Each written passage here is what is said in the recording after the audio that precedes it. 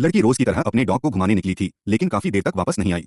कुछ घंटों बाद उसका डॉग अकेला लौटा और साथ में एक गिफ्ट बॉक्स भी लाया। बॉक्स खोलते ही सब सन्न रह गए, उसमें एक डॉल थी।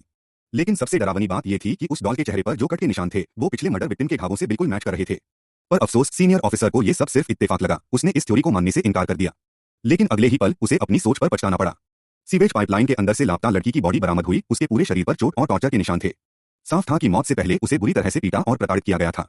लेकिन जो बात सबसे अजीब थी, पहले वाले केस में ये डॉल नहीं मिली थी। शक को कंफर्म करने के लिए इंस्पेक्टर करण ने तुरंत लड़की की पूरी दिनचर्या को ट्रेस करना शुरू किया। जब वह उसकी कोचिंग क्लास पहुंचा तो वहां वही डॉल दोबारा दिखी, इस बार किसी कैट की शक्ल में। अब यह साफ हो गया था कि दोनों केस किसी एक ही किलर का काम है। लेकिन मुश्किल ये थी कि वो रैंडमली विक्टिम्स को चुन रहा था, बिना किसी कॉमन लिंक के।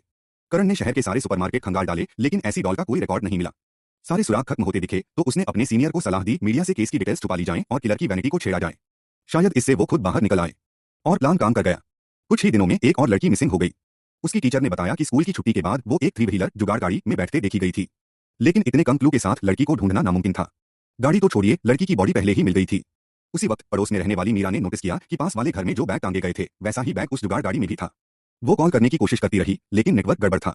उधर करण उसी 3 व्हीलर में बैठा था, बिल्कुल अनजान कि यही वही गाड़ी है जिसे वो अब तक ढूंढ रहा था।